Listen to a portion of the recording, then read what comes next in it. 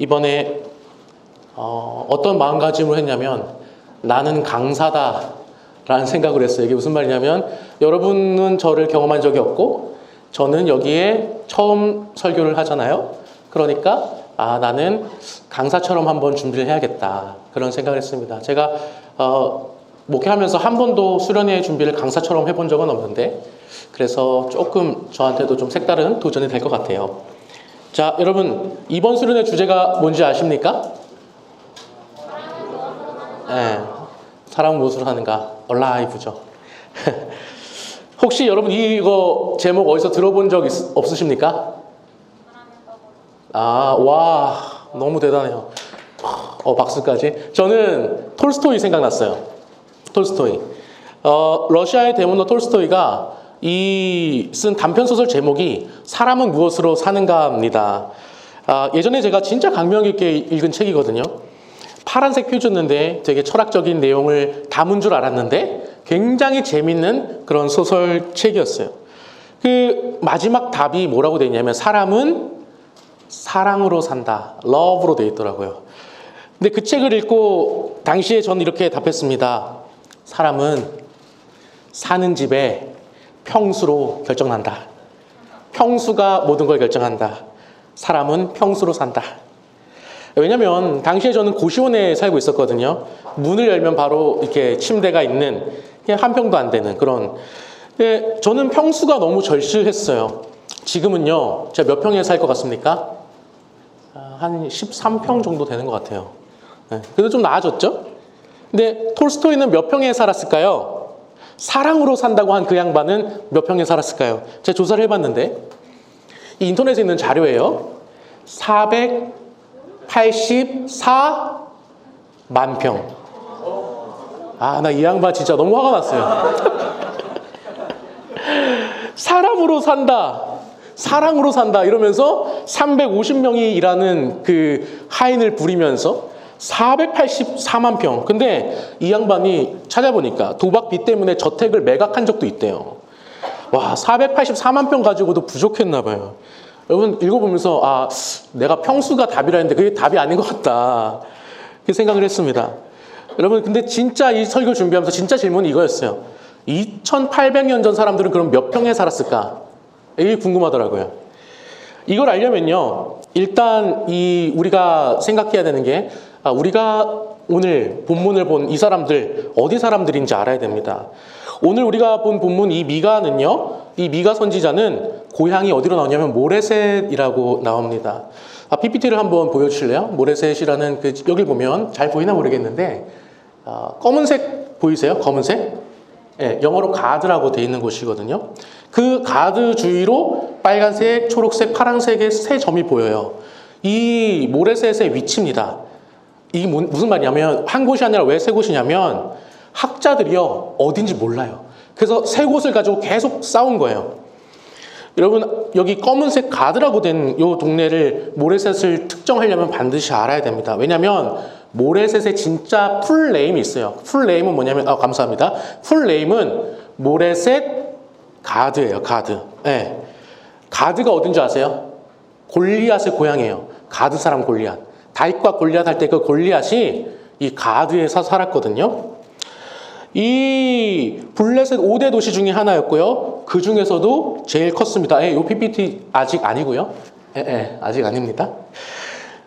크기로 하면 이 가드가 한 50헥타르 정도 되는데, 요거 말고 그 셰필라 있는 저거 PPT 있나요 혹시? 제가 드렸을 텐데, 다른 PPT 없을까요? 죄송해요. 네, 죄송해요. 평수로 하면 한 15만 평 정도가 가드 사람들이 살았던 그런 평수입니다. 이게 얼마나 큰 건지 아시죠? 혹시 연세대 캠퍼스 다니시는 분? 아무도 없다고? 고려대 캠퍼스 다니시는 분?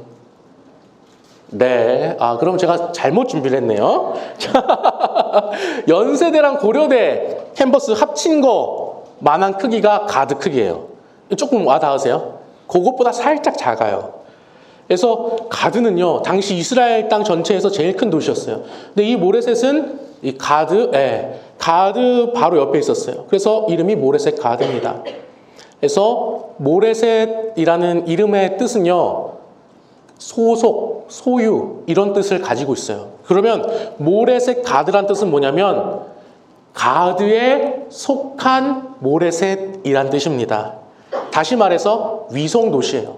이 가드라는 큰 도시 옆에 붙어있던 위성도시 작은 게 바로 모레셋이었습니다. 네. 그래서 아까 그 첫 번째 지도를 보면 한 번만 더 다시 보여주실래요? 첫 번째 지도를 보면 여기 가장 큰 파란색 보이세요? 파란색 동그라미가 뭐냐면 100년 넘게 학자들이 여기가 모레셋이에요 주장했던 곳이에요.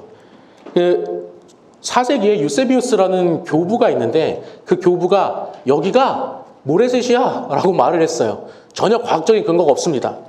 그리고 제롬이라는 그 불가타를 쓴 그 신학자도 내가 가봤더니 저기에 미가 교회가 있었어 라고 얘기를 해요. 전혀 신학적인 근거가 없습니다. 그래서 이 수백 년 동안 파란색 저기가 모레셋이야 라고 사람들이 생각했어요. 근데 문제가 있었어요. 땅을 파봤는데 이 유물이 안 나오는 거예요. 모레셋 유물이 그 가드 시절 유물이 하나도 안 나오는 거예요. 그래서 고고학자들이 여기 아닌 것 같다. 그러면서 어디를 얘기를 하냐면 저기 그 빨간색 보이십니까? 빨간색 동그라미. 네. 빨간색 동그라미를 이제 얘기를 합니다. 야, 가드랑 가까워야 되잖아. 그래서 가드 한 5km 정도 위에 저기가 모레셋이야 라고 얘기를 합니다. 근데 문제는 뭐냐면 가드가 워낙 크다 보니까 위성 도시들이 너무나 많은 거예요. 그래서 한 저 정도 규모 되는 동네들이 가드 주변에 굉장히 많았어요. 그래서 여기가 모레셋이야라고 말할 수 있는 결정적인 단서를 얘기를 못합니다. 그리고 교부들이라는 굉장히 교회 아버지라는 그런 전통을 반박할 수 있는 그런 권위가 없는 거예요. 그래서 이 이론이 묻혀져요. 그리고 2023년에 굉장히 학계에 뜨거운 논쟁을 일으킨 그 후보지가 나오는데 거기가 초록색입니다. 텔 아세가인데 이 따끈따끈한 이론인데 이 사람이 뭐라고 얘기하냐면 모레셋 가드라는 거는 되게 올드한 이름이다. 이게 무슨 말이냐면 엄청 옛날이나 모레셋 가드라는 이름을 썼지 시간이 흘러서 아세가라는 이름으로 바뀌었고 그 가드에 속한 모레셋이 굉장히 커져가지고 이름도 바뀌고 위성도시에서 좀 벗어났다. 그렇게 얘기를 합니다. 그래서 아세가다 이렇게 얘기를 하는데 요거는 지금 학계에서 계속 논쟁 중이에요. 여러분 제가 이게 길게 학문적인 얘기를 했는데 좀 재미없었지만 이 주장이 보여주는 건 뭐냐면요. 모레셋이 처음에는 작은 도시였는데 점차 크기가 커졌다. 이거는 제가 생각할 때 팩트입니다. 그래서 자 정리하면 아까 한번 보여줄래요? 다음 PPT요. 네. 모레셋은 진짜 이름은 모레셋 가드였다. 다시 말해서 가드에 속한 모레셋이었고 처음에는 위성도시였지만 점차 위상이 커졌고 세 번째로 우리가 생각하는 것보다 더 큰 도시가 미가가 살았던 그 모레셋 가드이다라고 얘기할 수 있어요. 그래서 이 모레셋을 계속 얘기를 하는데 죄송해요. 조금만 더 얘기할게요. 이 모레셋을 조금만 더 살펴볼게요. 이 가드를 알아야 되는데 넘겨주세요. 이 가드는 내륙 지방에 있는 도시였습니다. 블레셋 5대 도시 중에 하나고요. 여기 보시면 가드 보이시나요? 네, 가드가 해안 지방에 있는 게 아니라 한 칸 안으로 들어와 있죠. 가드는 내륙 지방이에요. 나머지 도시들은 거의 블레셋의 도시들은 해안 지방에 몰려 있는데 가드랑 또 하나의 도시 두 개 정도만 내륙에 있습니다. 그런데 이 보시면 가드 주변에 보면 평지가 이렇게 있어요. 셰펠라라고 해서 굉장히 농사짓기 좋은 땅이 있습니다. 그리고 거기서 오른쪽으로 가면 유대 힐이라 그래서 유다 산지가 나와요. 그러니까 유다 사람들은 산지에서 살았거든요. 맨 처음에 넘겨주세요. 네, 넘겨주시면 이 가드가 있고요. 넘겨주시고, 네. 그러면 유다 산지에 뭐가 있냐면 헤브론이라는 도시가 있는데 헤브론은 예루살렘 바로 밑에 있는 도시예요. 예루살렘 바로 밑에 있는 도시가 헤브론이에요. 굉장히 중요한 도시입니다. 그 다음에 밑에 어떤 도시가 있었냐면 라기스라는 도시가 있어요. 이 라기스는 군사 도시입니다. 이 가드의 침입으로부터 가장 빠르게 대응할 수 있는 도시가 라기스였어요. 그리고 나서 넘겨주세요. 그 가드의 이 문화 범위가 이 정도 크기로 굉장히 영향력을 끼쳤는데 그 다음에 넘겨주세요. 헤브론과 라기스는 한 이 정도, 한 반 정도밖에 안 되는 영향을 끼칩니다. 그런데 이스라엘이 어떻게 이제 점차 발전을 하냐면 이 사이에 넘겨주세요. 네. 가드, 모레셋 가드라는 가드에 속한 이 모레셋이 생겨요. 그리고 여러 위성 도시 생기는데 놀랍게도 위성 도시들이 블레셋 도시가 아니라 이스라엘 도시들이 생기는 거예요. 블레셋의 영향권이 점차 줄어든 거죠. 자, 넘겨주세요. 그래서 중요한 거는 이 가드에서 이 이스라엘 땅으로 무역로가 계속 이어지는데 여기가 굉장히 중요한 무역로였습니다. 그래서 모레셋 가드를 지나가는 곳이고 모레셋 가드는 그 무역을 하면서 중개 이권을 받는 그런 생각보다 부유한 그런 도시였던 것 같아요. 그래서 이 블레셋이랑 모레셋 가드 요 지정학적 위치를 좀 이해가 좀 되시나요? 이제? 네, 조금 되실 거예요. 여러분 근데 여기서 질문이 하나 더 있어요. 아까 지금 뭐 하고 있는 거냐면 잊었을 수도 있는데 평수 따져보는 거예요. 평수. 네, 평수. 굉장히 오래 가죠. 평수인데 이 모레셋 가드가 여러분 성벽이 있었을까요? 없었을까요? 성벽이? 있었다. 손 들어보세요. 있었다. 예, 손 들으시고 없었다. 왜 없었다고 생각하실까요? 무용로라서. 좋은 생각입니다. 사실 처음에는 없었던 것 같아요. 그런데 시간이 지날수록 아까 도시가 커졌다고 얘기했잖아요. 그러면서 이스라엘 입장에서 보면 여기가 굉장히 중요해지기 시작하는 거예요. 여기를 틀어 막으면 무용로를 딱 움켜쥘 수 있는 거잖아요. 그래서 점차 여기에 군사들이 이제 오기 시작한 것 같습니다. 그래서 여러분 국경지대에 성벽이 없으면 어떻게 되나요? 털려요. 그러니까 성벽이 있었을 겁니다. 그래서 고고학적 자료도 그걸 뒷받침하거든요. 이 레빈이라는 학자가 이 모레셋을 굉장히 큰 도시로 생각한다고 아까 얘기를 했는데 레빈이라고 얘기 안 했지만 레빈이 그랬습니다. 근데 성경에서 이 모레셋이 요새화된 정황들이 좀 보입니다. 성경에 나와요. 역대하 11장에 보면 그런 내용들이 좀 나오고요. 그래서 지금 뭘 할 거냐면 아까 얘기했듯이 성벽이 있으면 계산이 좀 달라집니다. 성벽이 없으면 사람들이 좀 넓게 퍼져 사는데 성벽이 있으면 좁게 살아요. 따닥따닥. 예. 그래서 성벽이 없을 때보다 한 2-3배 정도 밀집돼서 삽니다. 그래서 1헥타르당 400에서 500명이 산다고 해요. 예, 그게 이제 학계의 공식적인 통용되는 법칙이라고 합니다. 그래서 그걸 계산해 보면 이때 당시에 2800년 전에 1인당 7.5평 정도에서 살았다. 자신의 스페이스가 한 7.5평 정도 된답니다. 여러분 2800년 사람들이 이렇게 살았어요. 그럼 우리는 어떨까요? 넘겨주십시오. 한국의 사회동향 2025 국가데이터처에서 나온 차를 찾았습니다. 자, 현타가 왔어요. 내가 다 샀다. 이거 아파트 샀다. 그 사람들 우리 평균이 몇이냐면 24.6평. 넓죠? 그 정도에 산대요. 그다음 전세는 보통 19층 2평에 산대요. 괜찮죠? 그 다음에 조금 어려워지는데 계산이 보증금을 넣은 월세가 있어요. 거기는 한 12평 정도 보증금 넣고 보증금 한 1억 넣고 한 2천 넣고 사는 집들 한 12평 13평 되는 것 같습니다. 살만하죠. 근데 보증금 없는 월세 그냥 무조건 내는 월세는 7.6평 정도 평균에서 산대요. 이게 2024년 데이터예요. 2025년에 조사해서 2024년 자료를 발표한 건데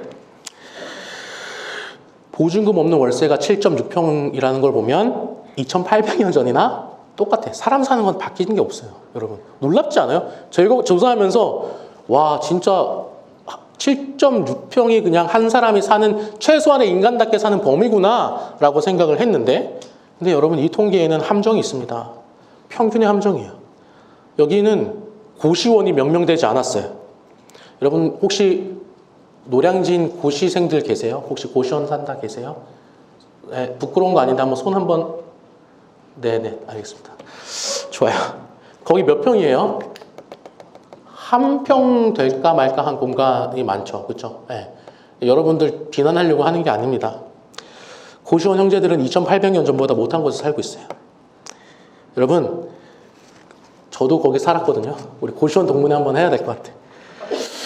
근데 여러분 이거 진짜 도와줘야 돼요. 요즘 청년 월세 지원이다 뭐다 해서 국가 정책이 많은데 고시원은 전입신고가 안 됩니다. 그래서 못 받아요, 돈을. 그래서 보증금도 구조가 다르고 세금 혜택도 다르고요. 그래서 되게 불쌍한 친구들입니다. 그래서 아까 손든 친구들 나중에 저한테 신방 요청하십시오. 제가 진짜 맛있는 밥 한번 사드리겠습니다. 네, 진짜로. 그래서 저도 그랬어요. 저도 30만 원짜리 고시원에 살았어요. 문을 열면 바로 침대가 있는, 화장실은 공용이었고요. 그래서 샤워하려면은 슬리퍼 신고 나갔어야 됐어요. 근데 어느 날 제 눈에 뭐가 들어오냐면 학교 앞에 그 호지 고시텔이라는 게 들어왔어요, 눈에. 호지, 안락한 고시텔이라고? 와, 저기 가고 싶다. 거기는 광고가 화장실이 딸린 방을 이제 모토로 47만 원을 얘기를 하더라고요. 제가 당시에 30만 원 냈는데 17만 원만 더 내면 나는 거기 갈 수 있는 거예요. 화장실이 내 방 안에 있는 거예요. 그래서 생각을 했습니다. 야, 나도 좀 사람답게 살아보자. 화장실도 좀 혼자 써보자. 결심했습니다. 이사 가자. 근데 이사하는 날 이제 짐 들고 들어오면서 생각했습니다. 드디어 사람답게 사네. 근데 이 결정이 저는 어떤 결과를 초래할지 알지 못했어요. 이번 설교 준비하면서 제가 계산해 봤습니다. 한 20년 후에 계산한 거죠. 그때는 저 이런 계산 안 했어요. 왜냐면 저 진짜 극도의 피라서 계산 안 했어요. 근데 이번에 계산해 보니까 당시에 제 사례비, 그러니까 월급이죠. 월급이 얼마였냐면 70만 원이었어요. 70만 원에서요. 11조 7만 원 빼면 63만 원, 감사원금 3만 원 빼면 60만 원, 핸드폰비 7만 원, 굉장히 세게 썼어요. 빼면 53만 원, 이걸 줄였어야 되는데, 참. 차비가 5만 원 정도 들었고요. 48만 원, 거기서 고시텔비 47만 원 내면 1만 원이 남는 거예요. 저 이번에 계산했잖아요. 한 달 생활비가 내 1만 원이었던 거예요. 어떻게 살았지? 어쩐지 제가 사례비 받는 날에 치킨 한 마리 시켜 먹으면 그 달에 제가 뭘 외식을 못했어요. 어쩐지 이제 알았습니다. 여러분, 근데 그때 제가 왜 이런 결정을 내렸는지 아십니까? 제가 그때 설교 때도 한번 얘기했던 것 같은데, 제가 빨간 콩밥 2주 산 적 있다 했잖아요. 그때 여기는 이제 고시원이 47만 원인 대신에 라면과 밥을 무한으로 줬거든요. 그래서 여기 가면 나 굶진 않겠다. 그래서 거기로 갔어요. 사람답게 살기 위해서. 네, 근데 이사 가니까 삶이 달라지긴 했어요. 뭐가 달라졌냐면 몸이 아프기 시작했습니다. 감기를 달고 살았고요. 코가 계속 막히기 시작했고요. 비염이 생겼어요. 저 원래 비염이 없었거든요. 지금도 비염이 있는데 그 방 안에서 살면서 생긴 거예요. 나중에 알았어요. 하수구, 방에 그 화장실이 있으니까 하수구가 있고 냄새 올라오고 곰팡이 생기고 습기가 계속 차니까 건강이 나빠진 거죠. 근데 계약할 때는 주인 아줌마가 그런 소리 전혀 하지 않았습니다. 그 방이 계속 막히는 방이라는 거 얘기 안 했어요. 계속 막히거든요. 그래서 아주머니한테 방을 바꿔달라고 얘기해도 이미 계약했으니까 안 된다는 식으로 얘기를 하니까, 그때 당시에는 제가 법도 모르고 아무것도 모르니까 보증금 냈으니까 갈 데도 없고 그냥 버텨야 되는 거예요. 그래서 비참한 그런 상황 속에서 벌벌 떨면서 살았어요. 그러면서 저한테 행복은 뭐였냐면 바나나 하나 사는 거였어요. 마트에 갔을 때 바나나 아무도 안 사가는 떨이 바나나 있잖아요. 그래서 막 검해질랑 말랑하는 그걸 500원에 사면 그날은 그렇게 기분이 참 좋았어요. 오늘 바나나 먹을 수 있겠다. 근데 제 마음속에 어떤 생각이 이렇게 들었냐면 나는 왜 이렇게 가난하지? 내가 많이 원하는 것도 아니고 그냥 방 한 칸 있고 그냥 30만 원 정도 있으면 한 달 살 건데 그 정도만 하나님이 나한테 주시면 안 되나? 그리고 내가 아플 때 또는 내 가족이 아플 때 병원비 걱정 안 할 정도로만 하나님이 나한테 물질을 허락해 주면 좋겠다. 내 사치를 위해서도 아니고 그런 마음을 품었거든요. 그래서 당시 어떤 생각을 했냐면 하나님을 믿는다는 거, 또 목회자로 산다는 거, 그게 유익이 아니라 고통인 거예요. 하루하루가. 하나님을 가까이 하는 삶을 살아갈수록 나는 실제로는 그런 삶을 살고 싶지 않은 거예요. 도망가고 싶은 거예요. 그런데 하나님이 오늘 성경을 보면 이렇게 물으시거든요. 3절에 이렇게 얘기하세요. 내 백성아, 내가 무엇을 내게 행하였느냐? 무엇에 내가 나를 지치게 하느냐? 너는 내게 증언하라. 이 지치게 하다라는 단어가 히브리어로 라아예요. 라아. 이거는 무슨 말이냐면 인내심이 바닥이 나는 건데 왜 인내심이 바닥이 나냐면 감당하다가 내가 계속 감당하다가 지쳐서 인내심이 바닥이 난 상태를 얘기하는 거예요. 오늘 3절이 하나님 뭐라 물으시냐면 야, 내가 너를 그렇게 지치게 했어? 하나님이라는 존재가 너한테 그렇게 감당하기 어려운 존재가 됐니? 너는 한번 말해볼래? 왜 그런지? 그때 제 대답이 뭐였냐면 예, 하나님을 섬기는 일 저는 완전히 지쳐버렸습니다. 하고 싶지 않아요. 이게 제 상태였어요. 고시원에서 곰팡이 마시면서 바나나 500원짜리 먹으면서 왜 제가 이렇게 고통스럽게 살아야 돼요? 하나님, 저 벤츠 타고 싶어요. 진짜 그렇게 얘기했어요. 벤츠 타고 싶다고. 저 목회자 하는 거 나쁘지 않거든요. 근데 물질도 포기하고 싶지 않아요. 목회하면서 벤츠 타면서 목회하면 되잖아요. 그랬어요. 그러면서 하나님, 저 그냥 하나님이란 존재 자체가 저한테 괴로움이에요. 그렇게 얘기를 했습니다. 왜냐면 왜 괴로웠냐면 하나님이라는 존재 자체가 너무나도 확실하게 저한테 있어서 하나님은 살아계신 존재야. 하나님은 계셔라는 게 믿지 않을 수가 없어서 이 물질을 포기할 수가 없더라고요. 하나님이 있기 때문에 물질을 포기해야 되는데 하나님 때문에 포기하고 싶지 않다. 여러 가지 말도 안 되는 그런 이런 이상한 마음들이 들어왔어. 왜냐하면 목회자라는 게 어떤 거예요, 여러분? 물질이 당시엔 저는 목회자라는 건 물질이 아예 없는 삶으로 생각했어요.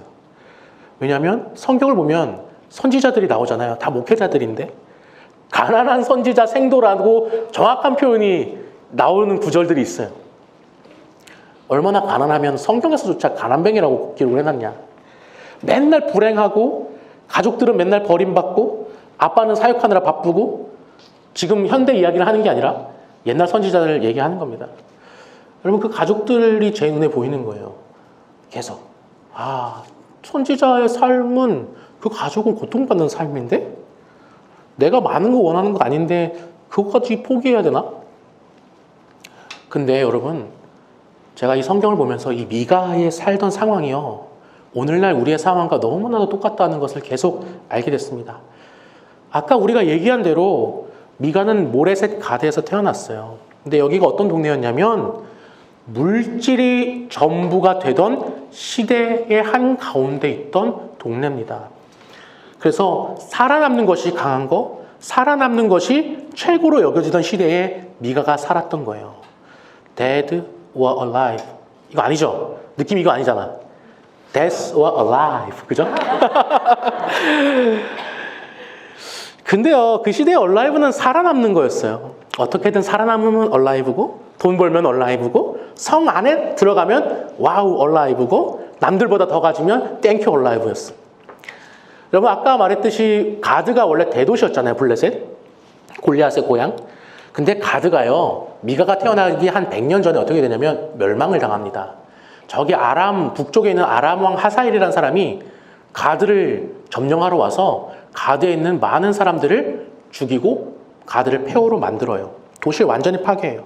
그래서 히브리 대학에서 연구를 하신 지금 서울장신에 계신 이 강우 교수님이 뭐라고 얘기냐면 블레셋인들의 가장 큰 도시 국가 세력인 가드는 주전 9세기경 아람 왕 하사엘에 파괴됐다 이렇게 얘기를 합니다. 그러니까 가드가 사라졌어요. 그러니까 어떻게 됐냐면 모레셋 가드가 가드를 먹기를 시작해요. 역전된 거예요. 그래서 미가서 1장에 보면 어떤 표현이 나오냐면요. 지금 모레셋 가드였잖아요. 이름이. 근데 미가서 1장에는 미가가 뭐라 얘기하냐면 가드 모레셋이라고 표현을 해요. 무슨 말이에요? 모레셋에 속한 가드다. 소유권이 완전히 역전되는 현상이 일어난 거예요. 모레셋이 먹어버린 거죠. 당시에 유다가요, 굉장히 잘 나가고 있었습니다.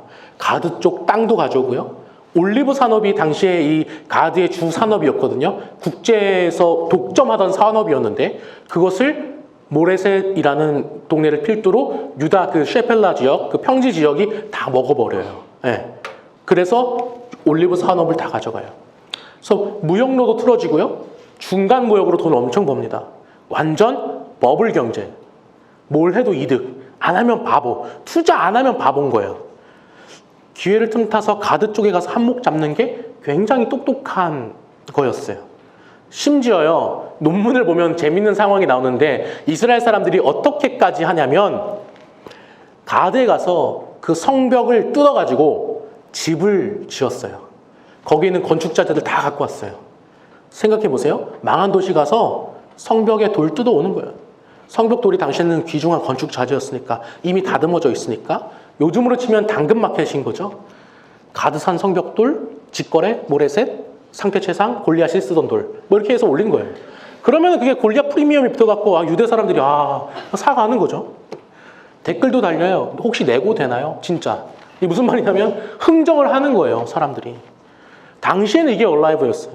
흥정 잘하는 사람이 살아남는 거, 내고 잘 치는 사람이 똑똑한 거, 모르면 당하는 거고, 물질이 최고인 시대.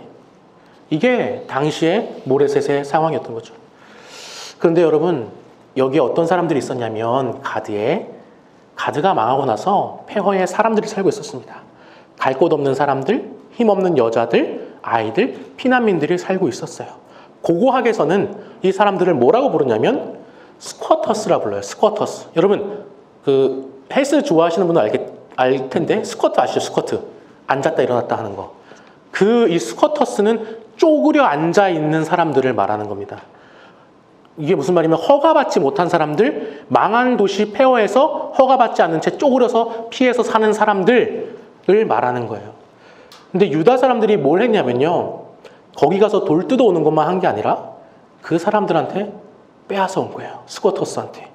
미가서 2장 8절에서 9절에 그것을 이렇게 증언을 하고 있습니다. 미가서 2장 8절 9절 내 백성의 여인들을 그들의 즐거운 집에서 쫓아내고 어린 자녀들에게서 나의 영광을 영원히 빼앗는도다. 힘없는 여인들, 과부들, 어린아이들 이 사람들한테 집 빼앗고 땅 빼앗고 다 가져온 거예요. 그게 똑똑한 거고 그게 얼라이브였어요. 여러분 이거 어디서 많이 들어본 이야기 아니에요. 야, 우리 서울 어떻게든 서울 살아야 돼. 강남 살아야 돼. 야, 다리 하나 잘못 건너면 위례고 다리 잘 건너면 송파야. 너 송파에 살아야 돼. 그런 거 듣지 않았어요? 나만 들었나? 모르면 당하는 거고 흥정 잘 쳐야 똑똑한 거, 남들보다 더 가져야 성공한 거.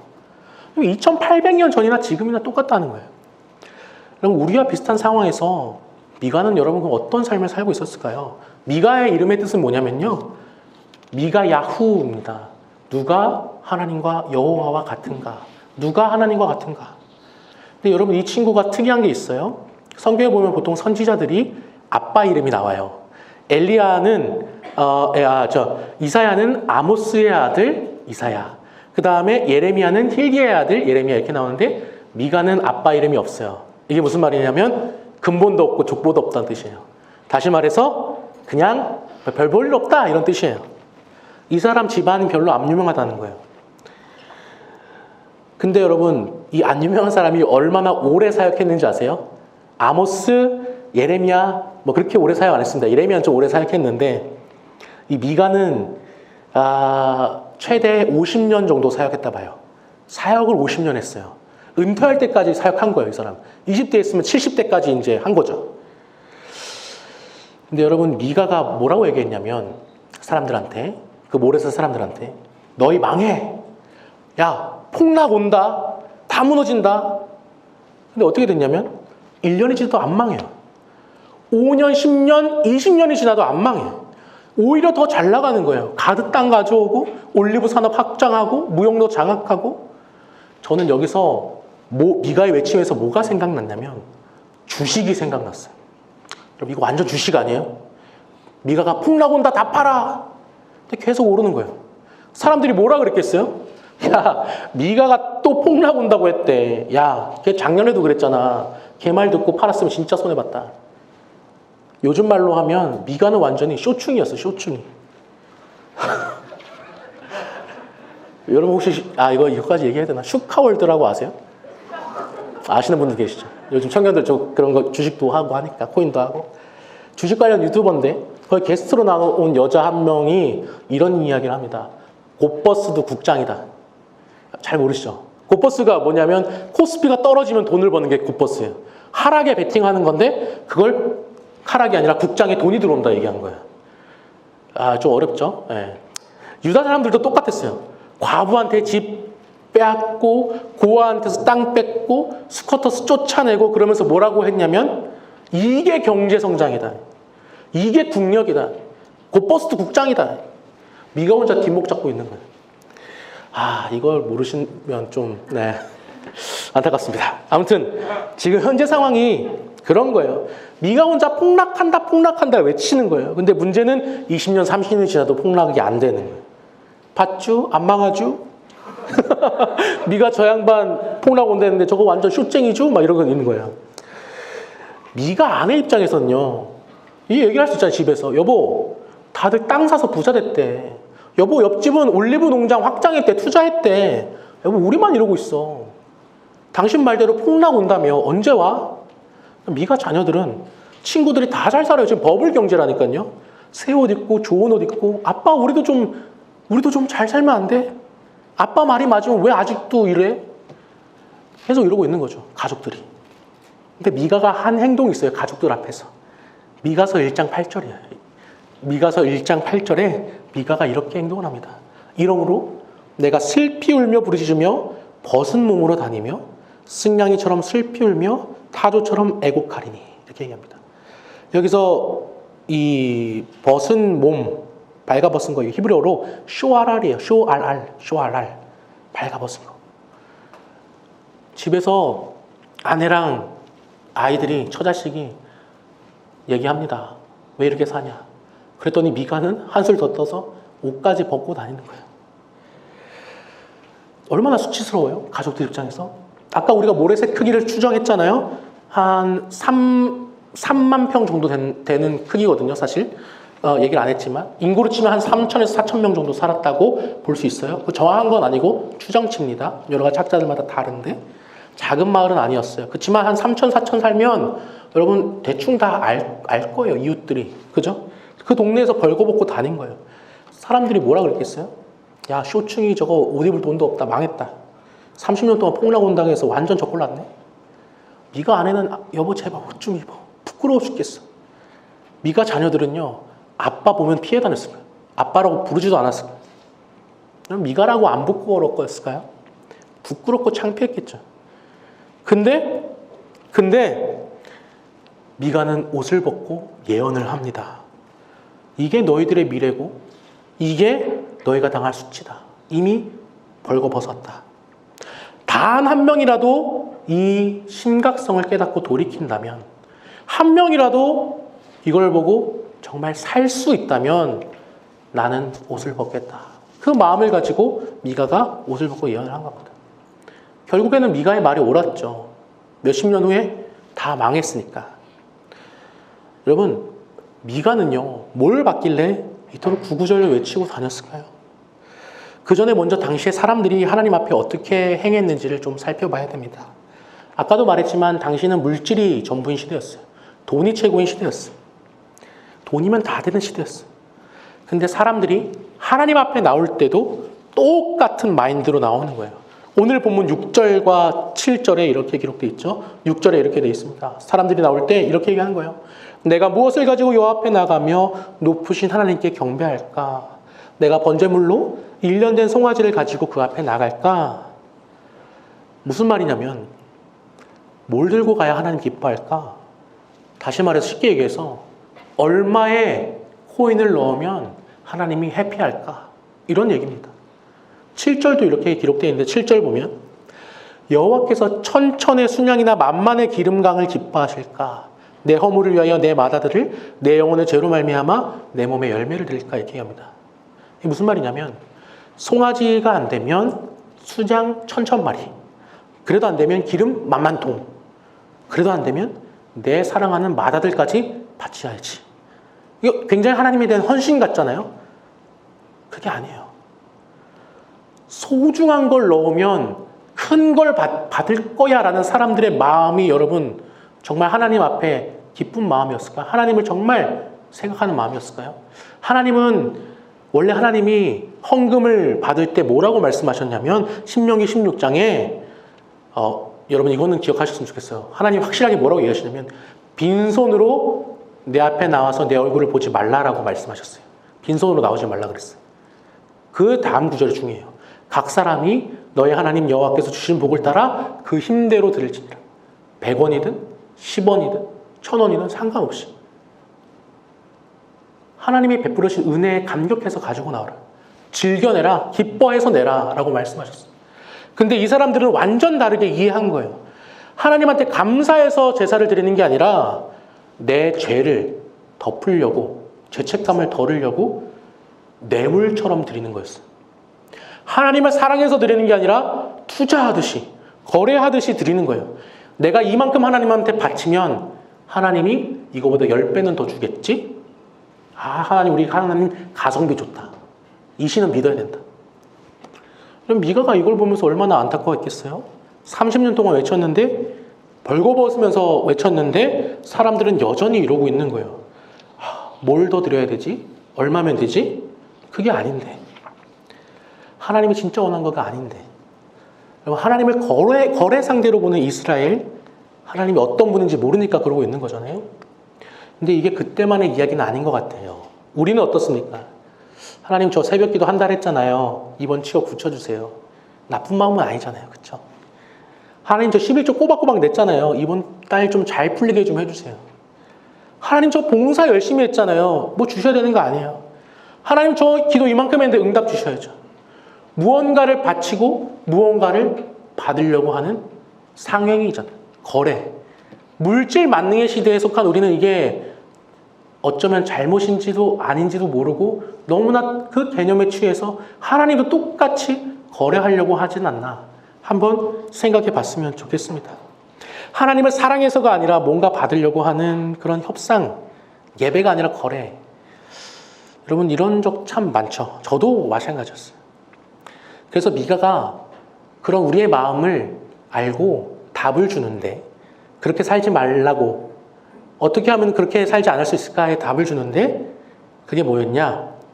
기억하라였습니다. 기억하라. 하나님이 너한테 행하신 일을 기억하라. 이렇게 얘기했어요. 그래서 저도 기억해 보기 시작했어요. 나는 어떤 아이였나.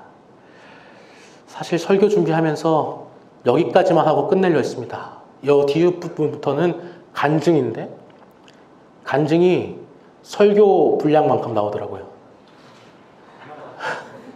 이게 무슨 말이냐면 설교가 길어진다는 뜻이에요. 혹시라도 힘들면 이렇게 이렇게 하면 제가 그 사람 좀 세가지고 좀 분위기 싸하다 그러면서 마치게. 근데 강사처럼 준비했다는 게 이겁니다. 사실은 제 설교 스타일은 간증하는 걸 좋아하지 않아요. 간증 좋아하지 않고 그냥 삶의 나눔인데, 간증까지는 좀 그런데 처음 만났으니까 제 삶이 어떤지 조금은 나눠보려고 합니다. 네. 저는 어렸을 때 죄송해요. 교통사고를 당했어요. 초등학교 2학년 가을이었어요. 똑똑히 기억합니다. 가을 운동회였어요. 당시에 저는 지금 믿기 힘드시겠지만 굉장히 운동을 잘했습니다. 운동을 잘했다고요. 날아다녔어요. 진짜예요. 굉장히 설레는 마음으로 운동회 날에 이제 그때 당시에 이제 파란색 운동복이었거든요. 그게 우리 학교 운동복이었는데 그걸 입고 집을 나서는데, 그날따라 그렇게 얘기한 건 처음인데 엄마가 뭐라 그랬냐면, 선성아, 횡단보도로 건너지 말고, 횡단보도 안 건너는데 알지? 저렇게 쭉 돌아가면 가는데 거기 가서 버스 타? 라고 얘기한 거예요. 원래 이런 말 한 적이 없거든요. 그래서 일단 네라고 대답을 했습니다. 그리고 집을 나서서 버스를 타는데 저기 멀리서 버스가 오는 거예요. 횡단보도 앞에 제가 위치해 있는 겁니다. 건너면 정류장이 바로 있는 곳이에요. 횡단보도를 건너지 않으면 저까지 돌아가야 돼. 그럼 버스를 100% 놓쳐요. 빨리 가고 싶어요. 순간 고민했어요. 엄마 말을 따를 건가 말 건가. 제 인생의 고난의 시작은 어머니의 말씀에 불순종부터 시작이 된 것 같아요. 마침 신호등이 또 저를 유혹합니다. 초록불이 깜빡깜빡하고 있어요. 너무나도 유혹적이었어요. 하와가 유혹받은 그 뱀의 꼬리가 이랬을까? 넘어갔어요. 그냥 달려갔습니다. 신호등을 향해서 돌진했어요. 횡단보도로 갔어요. 그리고 저는 기억을 잃었습니다. 눈을 떠보니까 택시 아니었고 앉으려고 했다가 다시 쓰러지고 다시 기억을 잃었어요. 다시 깨어나니까 병원이었고 너무나도 추웠어요. 그러면서 너무나 아픈데 아파서 죽는 게 이거구나. 그거를 제가 그때 경험을 했습니다. 나중에 알았지만 그 차가 저를 밟고 지나갔어요. 배를 밟고 지나갔는데 초등학교 2학년짜리를. 근데 심각한 외상이 거의 없었던 거예요. 저의 내구력이 엄청났던 거죠. 이게 문제가 뭐냐면 이 간호사들이 문제였어요. 지금은 안 그럴 텐데 애가 괜찮아 보이니까 닌겔만 꼽아놓고 방치해 놓은 거예요. 안에선 다 터져 있는데. 근데 놀랍게도 저는 이 하나님의 예비하심이라 생각하는데 그 말단 간호사 중에서 신참 중에서 누가 있었냐면 어떤 제 간호사가 여자 간호사가 있었는데 간호부장님하고 좀 친분이 있었나 봐요. 근데 이 간호부장 아들이 어디 학교를 다니는지 이분이 깨고 있었던 거예요. 그래서 잘 보이려고 그랬는지 모르겠는데 아무튼 제가 그 간호부장 아들이 다니는 학교의 운동복을 입고 있었던 거죠. 나이 또래도 비슷하고 하니까 이 여자 간호사분이 간호부장을 찾아갑니다. 문을 들으면서 부장님 지금 그 학교 아드님 학교 다니는 아이가 지금 좀 왔는데 좀 링겔 맞고 있어요. 뭐 그렇게 얘기를 했어요.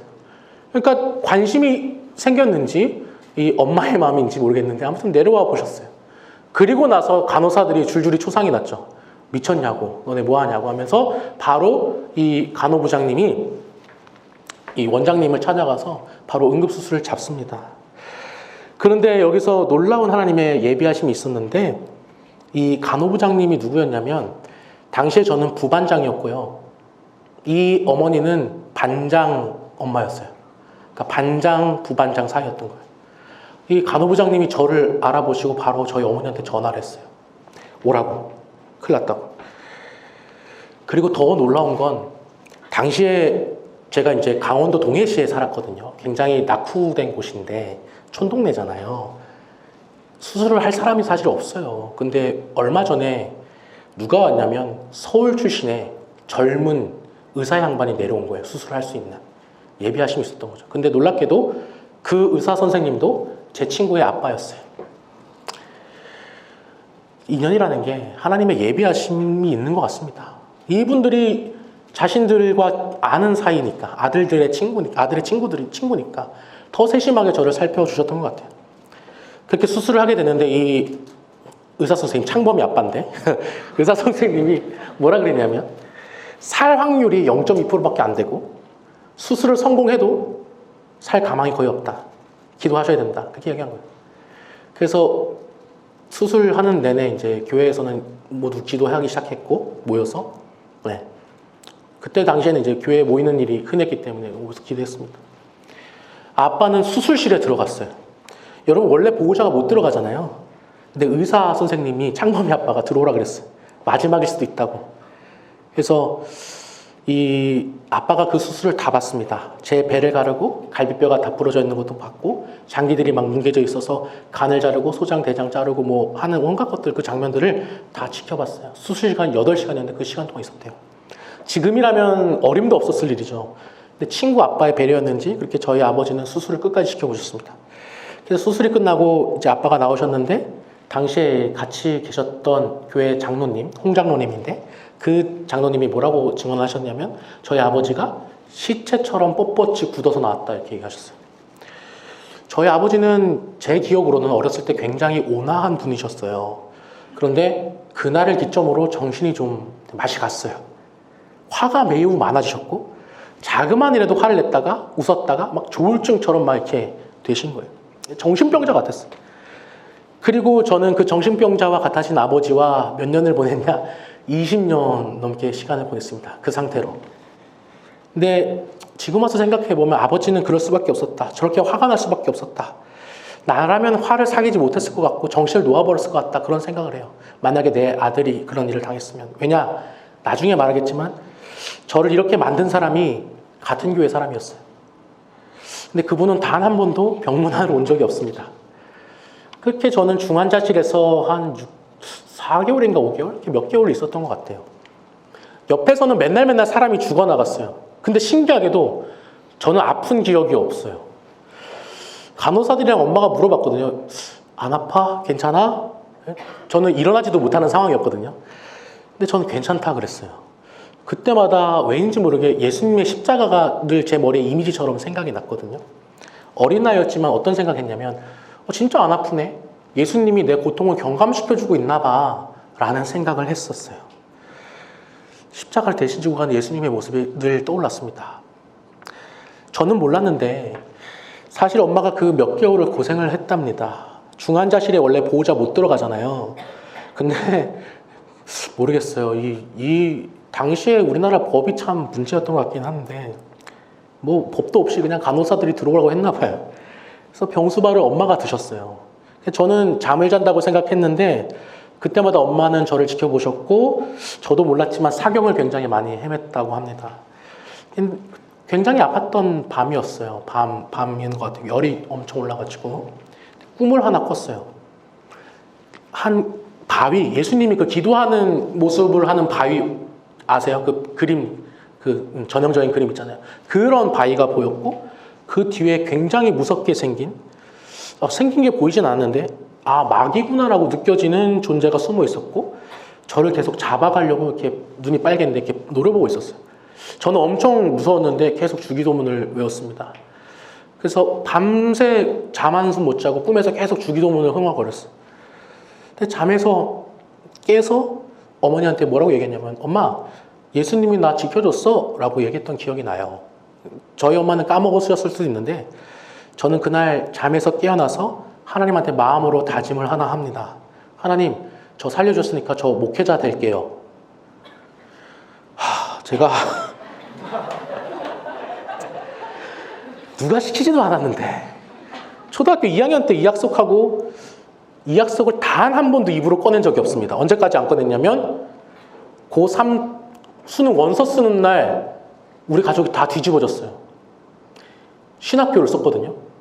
왜냐면 저희 가족은 한 명도 목사, 전도사 그런 사람들이 없었어요. 그냥 집사님, 권사님 이 정도가 끝이에요. 장로님도 없어요.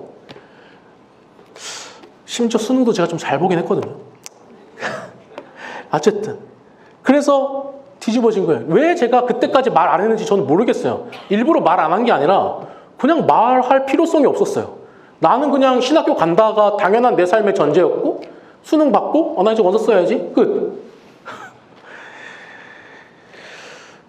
아무튼 저는 그렇게 교통사고에서 살아남았습니다. Alive.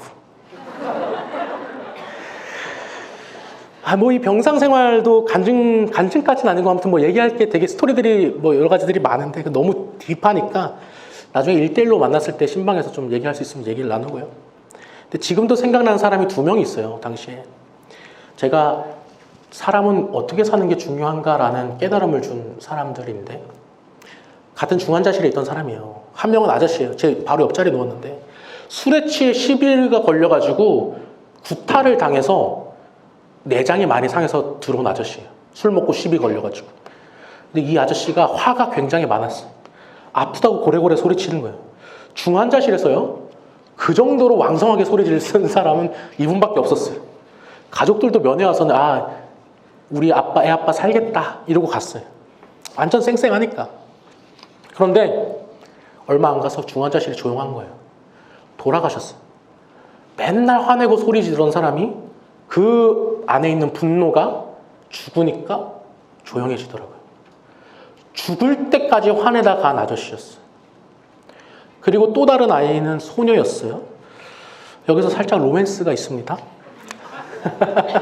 제가 당시에 어렸을 때 얘기 좀 됐거든요. 진짜 진심이에요, 진심. 네. 잘생겼어요. 네. 믿기지 않겠지만 아무튼 이 여자친구는 집 나가다가 바로 앞에서 엄마 앞에서 차에 치였어요. 근데 덤프 트럭에 치였어요. 덤프가 치고 갔는데 다리를 쳐서 다리가 지지겨졌어요. 중환자실 온 거예요. 그 친구도 제 옆에 그 친구는 아마 제 왼쪽이었고 그 아저씨는 오른쪽이었던 것 같은데 맨날 같이 침대에 누워 있었어요. 제가 먼저 있었거든요. 제가 왕고였거든요. 그 중환자실에. 저는 제가 상태가 제일 심각한지 몰랐죠. 근데 이 친구가 살긴 살았어요. 저보다 먼저 일반 병실로 갔어요. 근데 한쪽 다리가 심하게 짧아져서 쩔뚝거리면서 평생 걸어야 된다는 거예요. 그렇게 갔어요. 그리고 정말 나중에 시간이 흘려서 동네 시장에서 5일장이었는데 그때 이 친구랑 엄마가 걷는 모습을 봤는데 이 친구가 쩔뚝쩔뚝거리면서 사람들 시선을 되게 피하면서 가는 모습을 제가 봤어요. 제가 차마 아는 척을 하지 못하겠더라고요. 그냥 스쳐 지나갔고 그게 마지막 기억이에요. 아, 저렇게 살면 정말 사는 게 아니겠구나. 그 생각을 했습니다. 저는 참 감사한 게요. 차에 깔리고 디디겨졌지만 장애가 없었어요. 근데 저는 지금 사실 장애가 있거든요.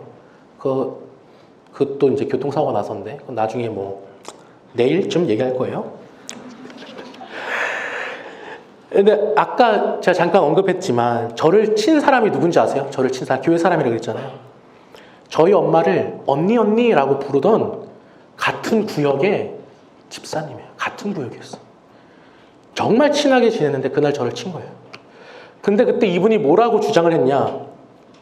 산성이가 살아가는 게 싫어서 자살하려고 차에 뛰어들었다.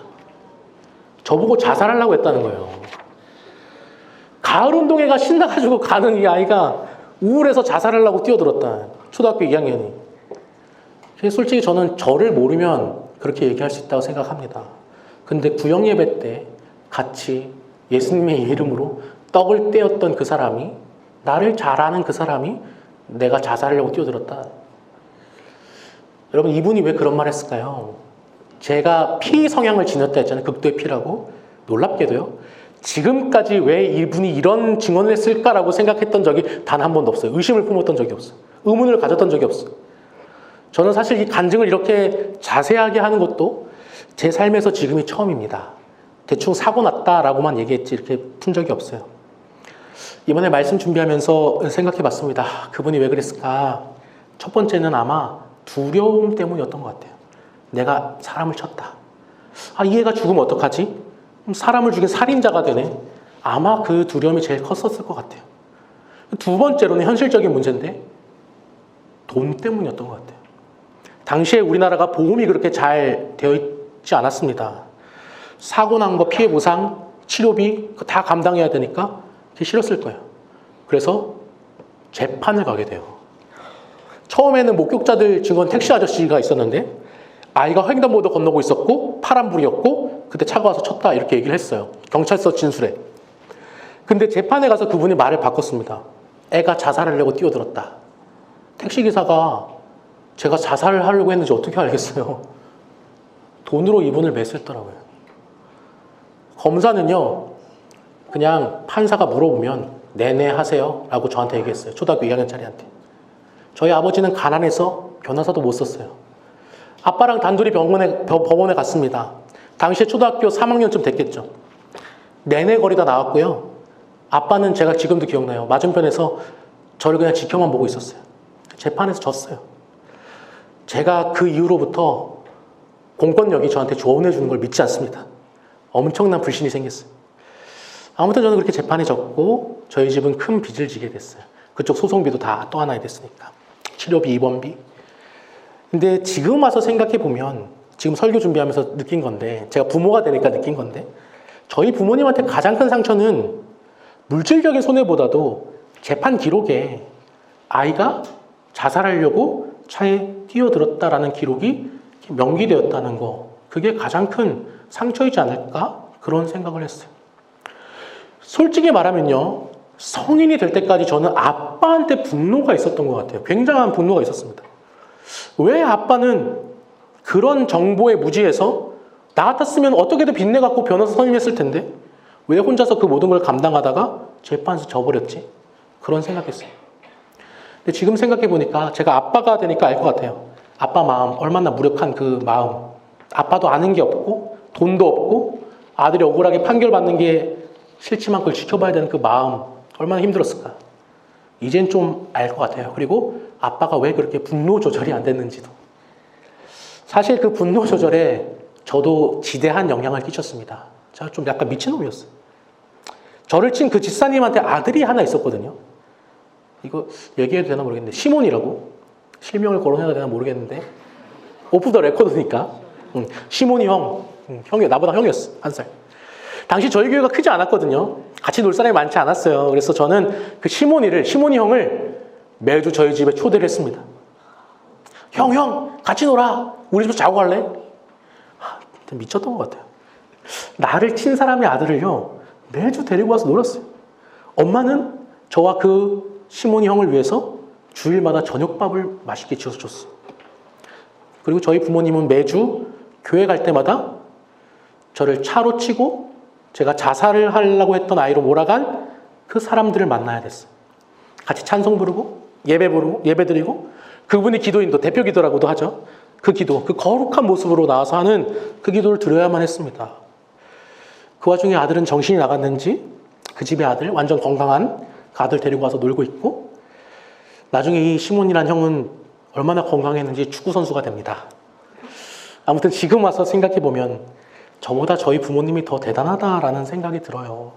매주 그 사람들 보면서, 용서할 수 없는 사람들 보면서 아무 말 하지 않고, 심지어 자식인 저에게도 저 사람이 우리 가족의 원수의 아들이다 얘기 안 하고 단 한 번도 티낸 적이 없어요.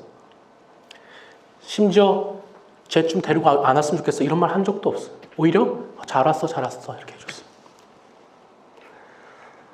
근데 그 분노는요, 엄마보다 신앙이 약한 아빠한테는 분명히 영향을 끼쳤던 것 같아요. 저는 살면서 늘 아버지가 정상이 아니라 생각했거든요. 근데 거기에 덧붙여서 집에 빚쟁이들이 찾아오기 시작하는 거예요. 이것도 스토리가 좀 긴데 나중에 요약하면, 아들 치료를 위해서 수술비와 입원비 그거 다 빚이잖아요. 당시에 저희가 살던 아파트가 있었는데 그 아파트 2채를 살 정도의 돈을 태워서 저를 살렸습니다. 그래서 저는 늘 죄책감이 있었어요. 빚쟁이는 늘 집에 찾아오지, 동생이랑 저랑 5살 차 나는 동생은 태어나자마자 인큐베이터로 직행했어요. 정말 엄마의 사랑이 필요한 그 나이에 저 때문에 외할머니 손에서 컸어요. 그리고 왜인지 모르겠지만 이 친구는 좀 발달 장애가 있었던 것 같아요. 지금 돌이켜보면. 근데 이걸 저희 어머니가 기도로 극복하셨어요.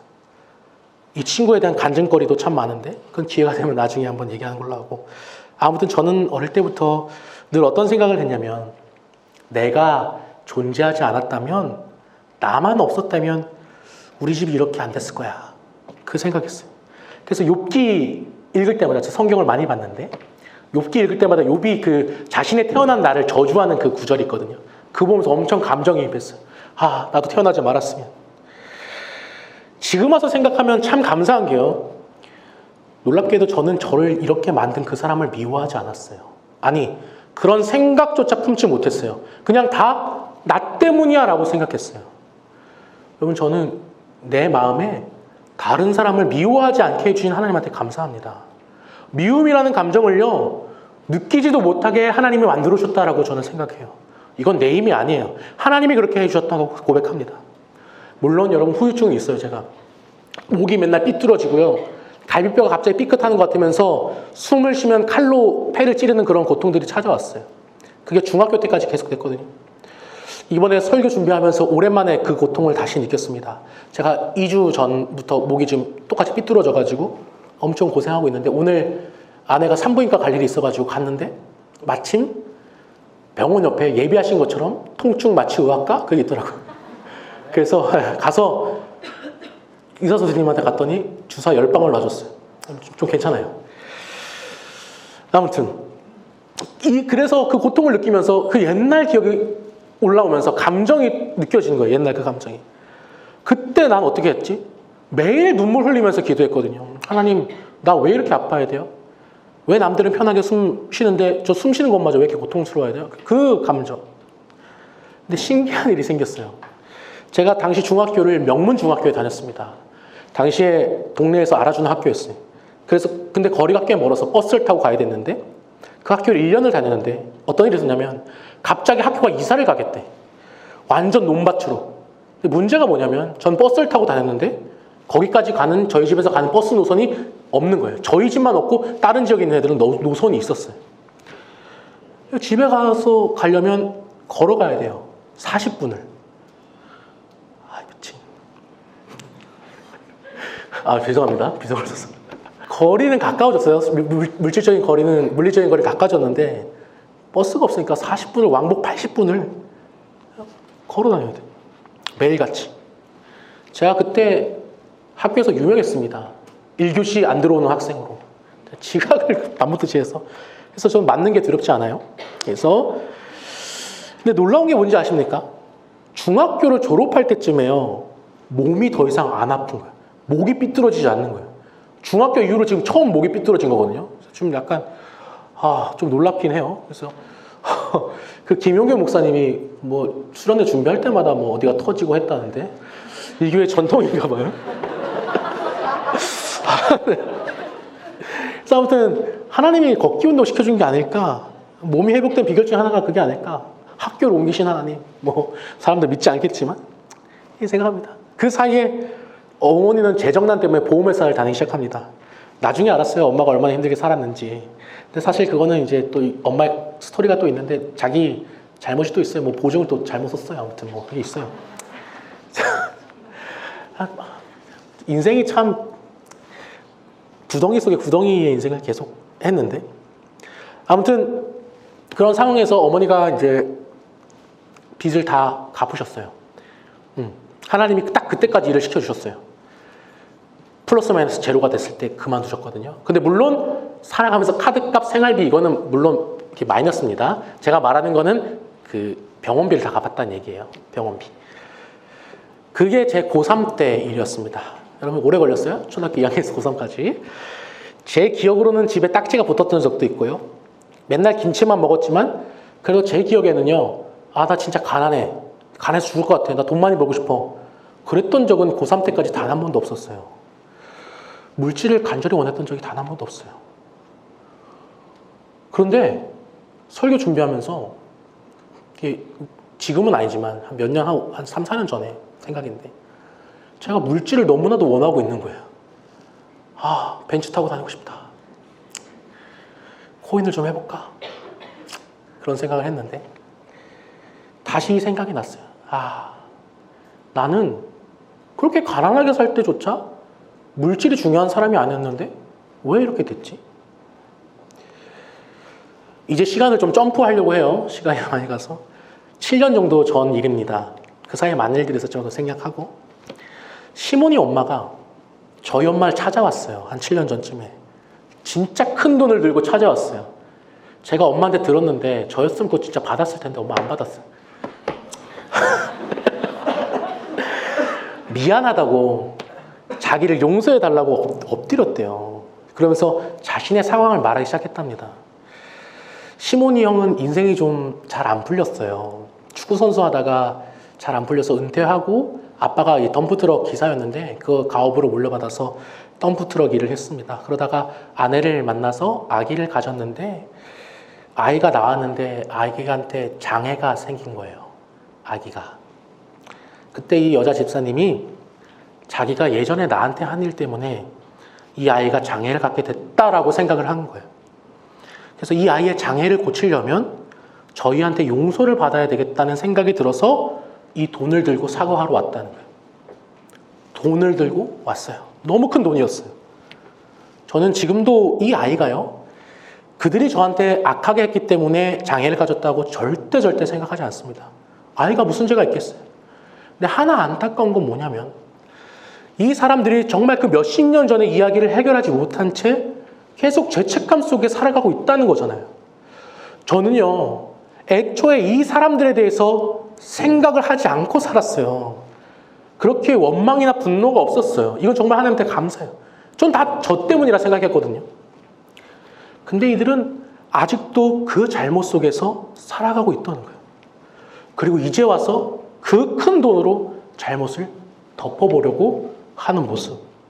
저는 이 모습에서 오늘 본문의 말씀이 떠올랐습니다. 내 영혼의 죄로 말미암아 내 몸에 열매를 드릴까? 라고 말하며 천천의 순양과 만만의 기름으로 하나님께 나갈까?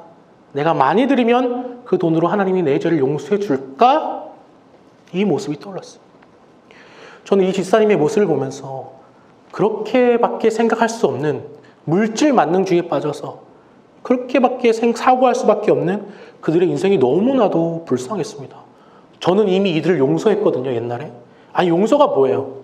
정말 신기하게 용서할 존재로서조차 그분들이 서 있지 않았어요. 용서할 대상 자체가 아닌 거예요. 그런 생각을 하면서 동시에 현재 저를 돌아봤습니다. 아, 나는 진짜 물질이 진짜 필요 없는 사람이었는데 왜 이렇게 돈돈거리면서 살아가려고 했을까? 나는 과거에 이러지 않았는데 왜 이렇게 됐지? 근데 몇 년 전에 한 3, 4년 전인 것 같아요. 아버지가 암에 걸리신 거예요. 그래서 원주에 있는 대학병원에 입원을 하십니다. 저희 집은 강원도 동해예요. 원주는 멀어요. 원주까지 갈 게 없어요. 강릉 아산에서 다 해결하거든요. 큰 건. 아무튼 이것도 스토리가 있는데 어쨌든. 근데 거기에 누가 있었는지 아세요?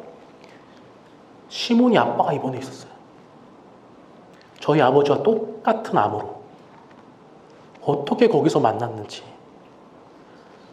시몬이 아빠는요, 원래 교회에 정말 잘 나오는 신실한 집사님이셨어요.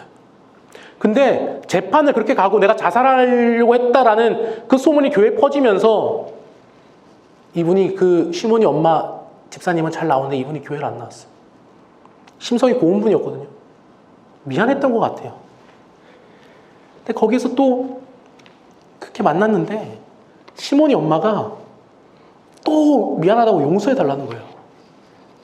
똑같이, 아니 그 전보다 더 큰 돈을 가지고. 그때 제 동생이 있었고 제가 없었는데 저였으면 받았어요. 진짜. 아, 진심이에요. 진심. 진짜. 지금은 왜 돈 안 갖고 있는지. 그래서 뭐라 그랬냐면 자기 남편이 이렇게 된 거 자기가 그렇게 악을 행했기 때문이라고. 이번에도 그렇고 저번에도 그렇고 너무 미안하다고. 돈을 좀 받아주고 용서해달라고. 하지만 저희는 돈을 받지 않았습니다. 그리고 저희 가족은 이미 그 일을 잊었다고 얘기했어요. 그리고 저는 엄마한테 이렇게 말을 전해달라고 얘기했습니다. 미워해 본 적도 없다. 근데 이 여자 집사님의 인생에서 그 일은 계속 죄책감으로 남아있던 거예요. 아직도 그 마음이 죄책을 덜기 위해서 돈을 주려고 하는 그 모습을 보면서 너무 기분이 이상했어요. 그렇게 시몬이 아빠는요, 아버지와 같은 공간에 있다가 생을 마감하셨어요. 가시기 전에 미안하다고 전해달라고 했대요, 저한테. 저희 아버지는요, 지금도 살아계세요. Alive. 말씀을 준비하면서 저희 부모님의 모습을 가만히 떠올려 봤습니다. 억울한 일, 특히 자식과 관련된 일, 그거 어떻게 참아요? 근데 저희 어머니는 그걸 하나님 앞으로 가져가신 분이에요. 저희 아버지는 정신적으로는 온전치 못했지만 스스로의 그 싸움, 그 분노와의 싸움을 평생 싸우신 분이에요. 저는 그 모습을 돌이켜보니까 지켜보고 자랐더라고요. 짧은 제 인생을 돌이켜보면 정말 많은 일들이 있었어요. 그 와중에 많은 고난도 있었어요. 왜 아빠는 아파야 됐는지, 정신적으로 왜 저렇게 됐는지, 왜 우리 엄마는 이렇게 불쌍한 인생을 사는지 모르겠고, 근데 그 와중에 제가 본 게 있어요. 고난 중에서도 하나님을 의지하는 엄마의 모습을 보고 자랐어요. 단 한 번도 교회를 원망하거나 하나님을 원망하거나 예배 자리를 떠난 적이 없는 그 아버지의 모습을 보고 자랐어요. 이 모습이 저랑 제 동생의 마음에 박혀 있어요. 아, 나도 저렇게 살아야겠구나. 엄마의 삶이 제 삶의 지표가 됐습니다. 그래서 저는 기억했어요.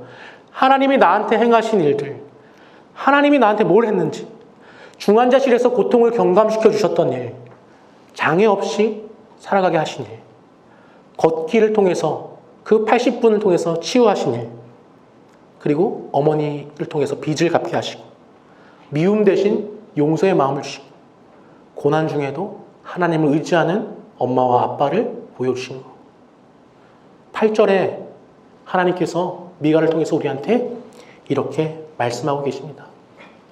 사람아, 주께서 선한 것이 무엇임을 내게 보이셨나니 여호와께서 내게 구하시는 것은 오직 정의를 행하며 인자를 사랑하며 겸손하게 내 하나님과 함께 행하는 것이 아니냐. 아멘. 보여주신 거구나. 십자가는 고난이고요. 실패 같고요. 끝난 것 같고요. 이유를 모르지만 하나님은 보여주셨다는 거예요. 제자들이요, 그 십자가 보고 삶이 변하잖아요. 고난밖에 없는 그 예수의 삶을 보고 자신의 삶도 변하잖아요. 베드로는 거꾸로 십자가에 달렸잖아요. 이게 사는 거구나. 예수님께서 말씀하셨습니다. 나를 믿는 자는 죽어도 살겠고. 이것을 내가 믿느냐? 여러분, 사람은 무엇으로 삽니까? 평수로 사는 게 아닙니다. 물질로 사는 거 아닙니다. 하나님이 여러분한테 보여주신 것으로 사는 거예요. 저는 목회자고요. 설교자입니다. 그런 저한테 하나님은 말씀을 준비하는 과정 중에서 가끔 그 설교에 맞는 예화를 경험시켜 주실 때가 있어요. 그 부임 설교 기억나세요? 그때 제가 누구죠? 리브가 그 물동이 하는 거 저 연탄 날랐잖아요. 그것처럼 이번에도 마찬가지로 미가 설교를 준비하면서 계속 의문이 있었어요. 선지자로 살고 싶지 않다. 선지자로 사는 거 고통이야. 나는 물질로 살고 싶어. 벤츠 꼭 탈 거야. 근데 하나님이요, 선지자의 삶이 어떤 건지 저한테 이번에 좀 보여주시는 것 같았어요. 아시는 분은 아시겠지만 저희 아내가 임신을 했습니다. 네. 지난주까지 건강하게 뛰던 아이의 심장이 이틀 전에 들리지 않는 거예요. 하늘나라 간 겁니다. 네. 그래서 아기가 이미 하늘나라 갔기 때문에 수술을 해서 뱃속에서 끄집어내야 되는 상황이었어요. 수련의 일정도 있고 해가지고 선생님 다음 주에 하면 안 되겠습니까? 했더니 빨리 해야 된대요. 안 된대요. 그래서 오늘 오전에 그 수술을 했어요. 아까 산부인과 갔다는 게 그 이야기입니다. 그리고 아내는 지금 남편 없이 혼자 있어요. 그리고 우림이죠. 아들은 저희 어머니가 부랴부랴 상경해서 봐주고 있어요. 참 엄마는 고마운 존재예요. 평생. 여러분, 이게 선지자의 삶이더라고요. 하나님의 말씀대로 사는 것이 어떤 건지 보여주는 삶이 선지자의 삶이었어요. 이게 무슨 말이냐면 제가 미가의 마음을 좀 느꼈던 것 같아요. 하나님의 말씀대로 사는 거, 고통 가운데서도 하나님의 말씀을 전해야 하는 미가의 상황, 제 마음에 와닿았어요. 그러면서 어떤 생각이 들었냐면, 유산을 경험하면서 어떤 생각이 들었냐면, 제 아들 하나, 유일한 독자 우리미가 건강한 거 진짜 기적이구나. 어쩌면 나는 아이를 가질 수 없는 상황에서 가지게 된 게 아닐까? 그게 가장 먼저 든 솔직한 생각이었어요. 그리고 수련의 설교를 준비하면서 놀랍게도요, 여기 앉아있는 여러분 그 존재가요, 여러분 한 사람 한 사람들이 얼마나 귀한 존재인지 제 마음으로 느껴지기 시작했습니다. 얼마나 기적과 같은 존재들인지 다시 한번 생각해야 됐어요. 여러분은요 정말 귀한 존재예요. 이 세상에 존재하고 있다는 거, alive 하고 있다는 것 자체가 정말 귀중한 존재입니다. alive, 살아있다는 거, 그 자체가 얼마나 아름다운 일인 줄 아세요? 사람은 무엇으로 사는가? 여러분, 하나님이 여러분을 살게 해주심으로 사는 겁니다. 어떠한 고통이 오더라도 생명의 근원 대신 여호와 하나님 만나는 그 자리에 있는 삶, 하나님과 호흡하는 삶, 그렇게 한다면 죽을 것 같은 고통도 이겨낼 수 있고요, 찢어지게 가난한 그 상황에서도 하나님이 여러분 살게 해줄 거고요, 무엇보다도 여러분이 신앙 안에서 그 고군분투하는 모습, 여러분이 사랑하는 그 사람들이 보고 그들의 삶에서 돌이켜 회개하고 하나님 앞으로 나오는 기적이 여러분 앞에 있을 줄 믿습니다. 여러분, 한마디만 딱 더 할게요. 미가는요, 아무도 그의 예언을 듣지 않는 것처럼 느꼈거든요. 심지어 가족조차 그를 버리고 조롱하는 것처럼 느꼈어요. 크지도 작지도 않은 그 도시, 그 모레셋에서 울려 퍼진 그 말이 어디로 들어갔는지 아세요? 나중에요. 히스기야의 귀에 들어가요. 히스기야. 이스라엘에서, 유대에서 어쩌면 가장 마지막으로 회개한 왕이 히스기야입니다. 회개하고 하나님 앞에 돌이킨 왕. 히스기야를 통해서 유다의 멸망이 늦춰져요. 여러분, 그 히스기야가요, 미가의 예언을 듣고 하나님을 경외하여 두려워하며 회개하였노라라는 구절이 예레미야서에 명백하게 박혀 있습니다.